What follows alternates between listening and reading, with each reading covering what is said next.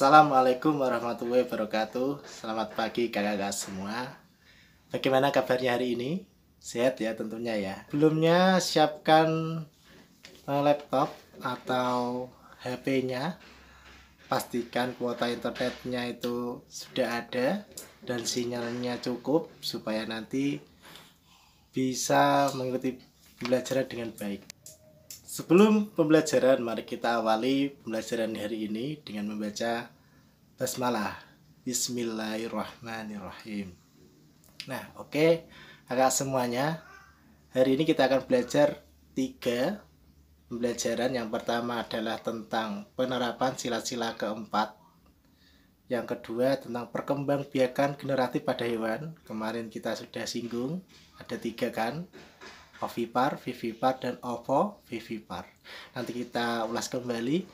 Yang ketiga adalah menemukan fakta dalam laporan dan ide pokoknya. Ini juga sudah kita pelajari berulang-ulang, tapi tentunya di pembelajaran ini kita akan menemukan informasi atau fakta yang ada di dalam teks laporan melalui ide pokok itu sendiri.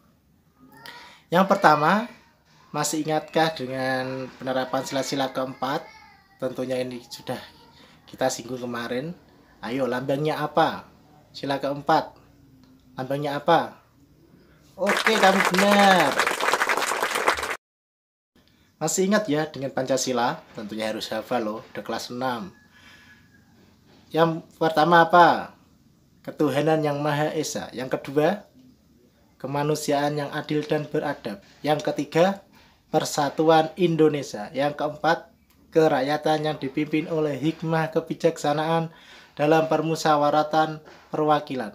5. Keadilan sosial bagi seluruh rakyat Indonesia.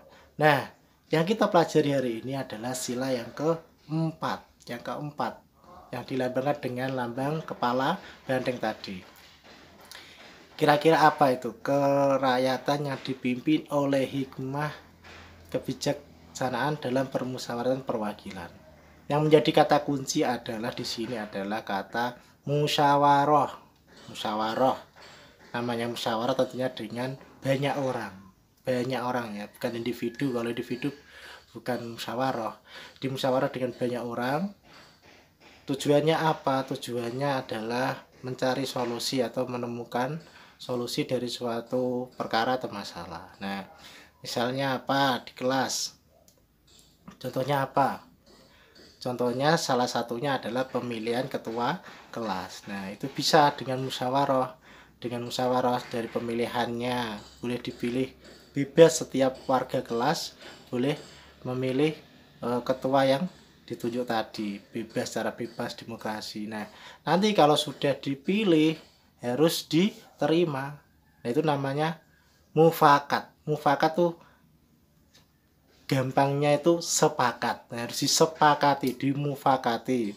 Jadi tidak boleh memaksakan kehendaknya atau pendapatnya. Aku gak mau, aku kan sukanya dengan Adi, tidak mau dengan Ani. Nah, itu tidak boleh seperti itu. Itu bukan pengamalan sila yang keempat. Nah, contohnya banyak sekali di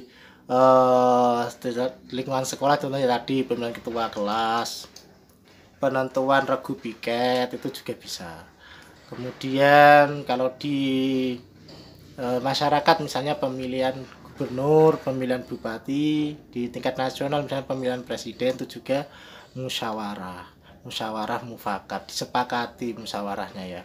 Kemudian contohnya lagi apa sikapnya? Tidak boleh memaksakan kehendak, tadi sudah disinggung. Itu ciri-cirinya. Jadi intinya adalah dengan bermusyawarah.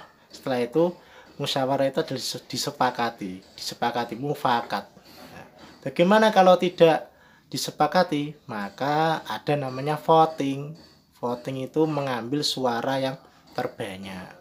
Seperti kemarin, bukan kemarin ya, tahun-tahun yang sudah berlalu itu pernah dulu namanya Timur Timur itu keluar dari Indonesia. Sekarang namanya Timor Leste. Nah, itu juga disepakati, di voting ya.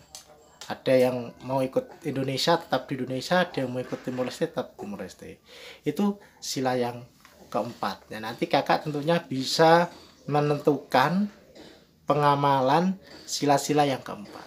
Kemarin Pak Baru pernah lihat tugasnya ada yang menjawab gotong royong. Apakah bisa masuk sila yang keempat, gotong royong? Kalau gotong royong ini lebih kepada sila keberapa coba? Ayo, sila keberapa? Benar, gotong royong itu masuk sila yang ketiga, Persatuan Indonesia. Jadi bukan yang keempat, tapi ketiga, persatuan. Gotong royong bersatu, bekerja sama, itu namanya bersatu. Bicara tentang mufakat, para ilmuwan menyepakati bahwa ada 3 perkembangbiakan generatif hewan. Apa saja, masih ingat? Oke, benar. Yang pertama ada ovipar, yaitu perkembangbiakan hewan dengan cara bertelur, bahwa embrio itu calon anaknya, calon keturunannya itu di dalam cangkang telur ya. Jadi sebelum lahir nanti dierami dulu. Kemudian vivipar, yaitu dengan cara melahirkan. Perkembangbiakan hewan yang kedua ini, vivipar ini embrionya berada di dalam tubuh hewan ya. Kalau tadi di cangkang telur, kalau vivipar di dalam tubuh hewan ya, di dalam tubuh hewan. Kemudian nanti pada masa tertentu akan dilahirkan ya, dilahirkan. Nah, yang ketiga ada namanya ovovivipar, bertelur dan juga melahirkan. Jadi dua-duanya. Jadi prosesnya itu di dalam tubuh dulu, di telurnya di dalam tubuh dirami ya. Kemudian nanti setelah masanya dilahirkan baru telurnya akan istilahnya pecah gitu ya. Jadi akan keluar melahirkan. Jadi ada bertelur dulu di dalam tubuh, kemudian baru nanti dilahirkan. Jadi ovovivipar. Kira-kira hewan apa, masih ingat? Ayo, masih ingat hewan apa? Ayo. 1, 2, 3. Oke. Misalnya hewan apa? Tadi ya seperti ikan hiu, ikan pari itu juga ovovivipar. Kemudian ular banyak yang bertelur, tapi ada pengecualian seperti ular boa, ular piton itu juga ovovivipar ya. Jadi bertelur dan beranak. Oke, sekarang coba tes kemampuan. Nah, kira-kira kalau hewan ini apa hewan ini? Hewan ini apa hewan ini? Benar, sip. Kalau hewan ini? Ayo, apa hewan ini? Oke, kalau hewan itu. Sip. Udah paham ya? Oke. Udah paham ya? Sip. Setelah belajar perkembangbiakan hewan secara generatif, coba simak teks berikut. Menemukan fakta ada ide pokok dalam teks laporan. Nah, kemarin kita sudah belajar tentang ide pokok. Nah, ide pokok bisa terdapat di awal, akhir, dan campuran. Ya, di awal kemarin ada ciri-cirinya dengan cara pengulangan kata. Kalau di akhir ada kata-kata yang menyimpulkan, ya seperti itu.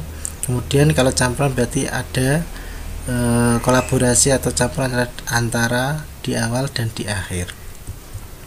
Kemudian teks laporan memuat informasi penting yang disajikan dalam bentuk fakta atau data. Dari fakta itu informasi penting yang nyata yang ada di dalam teks laporan itu, yang itu nanti dijadikan sebuah data. Kemudian cara menemukan fakta dalam teks laporan dapat menggunakan kata tanya, yaitu 5W dan 1H ya, untuk cara mengingatnya, yaitu dengan 5W dan 1H. Yang pertama adalah what, apa. Jadi apa yang ada di dalam teks itu, atau apa yang terjadi dalam teks itu. Yang kedua where, di mana.